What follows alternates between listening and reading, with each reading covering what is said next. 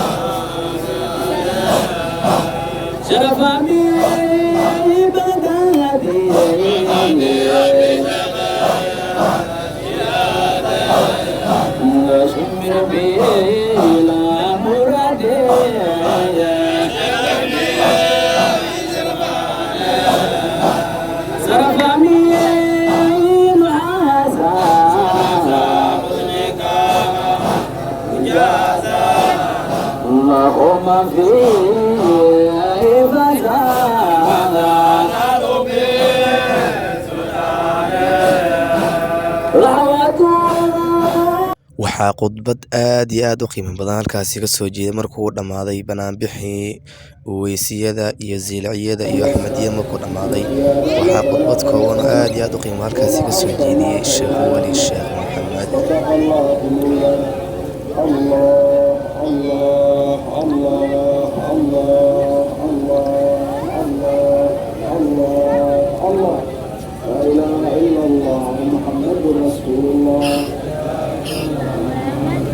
لا إله إلا الله محمد رسول الله لا إله إلا الله محمد رسول الله عليها نحيا وعليها نموت وعليها نبعث إن شاء الله برحمة الله تعالى من الأمين الفاتحة بسم الله الرحمن الحمد لله رب العالمين الرحمن الرحيم مالك يوم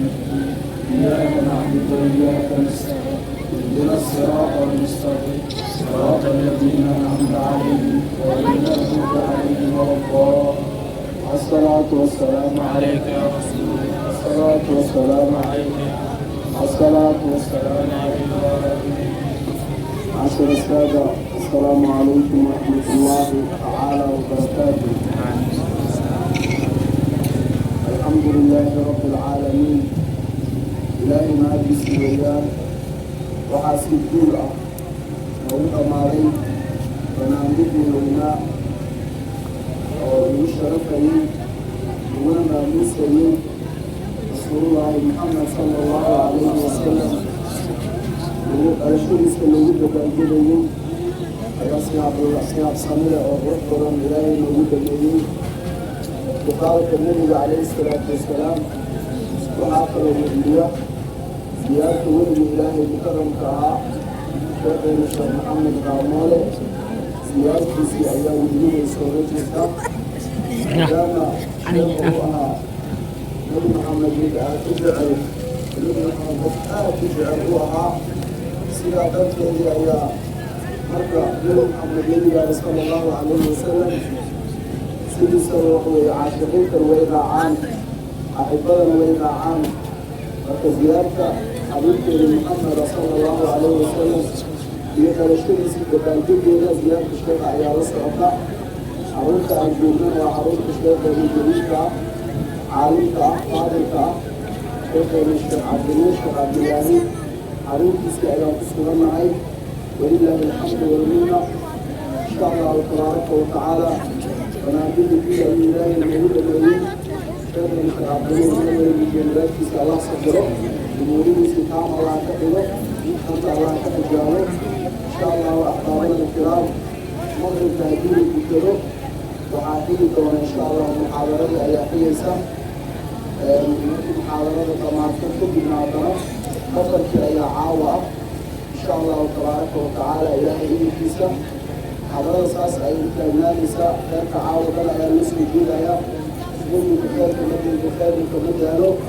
insha allahu waxaan doonaynaa insha allahu in caawa sidii maanta iska daro in kheyrka loo camiro sidiisaba muuminka xagga wanaagga iyo taqwada alla kacabsiga iyo kheyrka ayuu mar walba la jiraa ilaahay baa marka maxaad iskale laba xisbi ayaa jirta xisbi saddexaad ma jiro labada xisbi xisbiga waxa weeyaan xisbiga ilaahay xisbigana waxa weeye xisbiga shaydaanka xisbiga ilaahay meel waliba ay joogaan waxay diyaar u yihiin inay ka run sheegaan kelimada laa ilaaha ila allahu muxamadu rasuulullah iyo meel waliba kelimadaas lagu hayo looguna waco xisbiga ilaahay diyaar bay u yihiin inay ka qayb galaan mar waliba ay xaadir noqdaan diyaar bay u yihiin imaa xisbiga shaydaanka laguma kala kheyrka laguma kala wanaagga laguma kala alakacabsiga maxaa yeelay uguma diyaarsana ilaahay subxaanahu watacaala ayaa mahad iska leh oo naga dhigay xisbigaas kheyrka jecel meel walibana kheyrka yaalla u taagan xisbigaas kamid noqoshihiisii ayaa nasiiba xisbiga ilaahay weeye kan mar waliba guulaysanayo ee islamarkaana kor u kacayo insha allahu tabaaraka watacaala macshara saada lama kala dirgayo oo waxa weeyaan bishaan bishii barakeysnayd oo xabiibullaahi maxamed sala allahu calayhi wasalam in wujuudka yimid weeyaan oo qoomka ilaahay keenay subxaanahu watacaala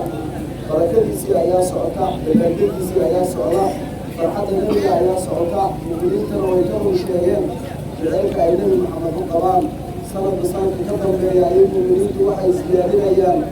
dabaaldega rasuulka calayhi salaatu wasalaam sanadka sanadka ka dambeeya waxay muujinayaan ixtifaalka xabiibkeeni maxamed sala allahu calayhi wasalam taas ayaa waxay tahay yacni waxa weeye macnaha waxaan ku sifayn karnaa in mu'miniinta ay yani nebigoodu jecel yihiin mu'miniinta inay nebi maxamed aad u jecel yihiin ayay daliil u tahay mu'minku kama adkaan kara baatilka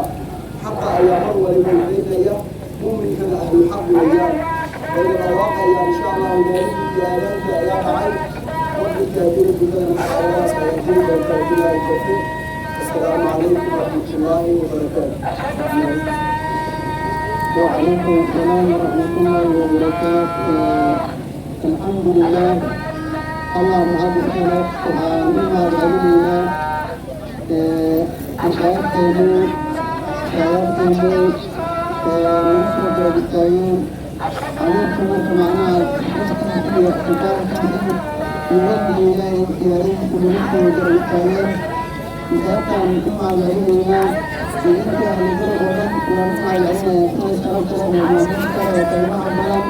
فالموحد المستعين إلى إختيارها الآيات بلغ الرجال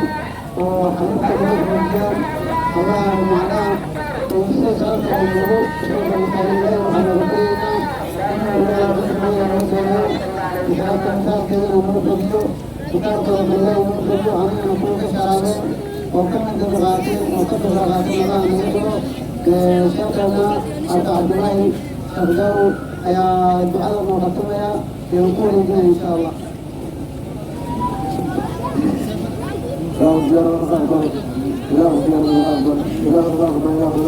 آمين.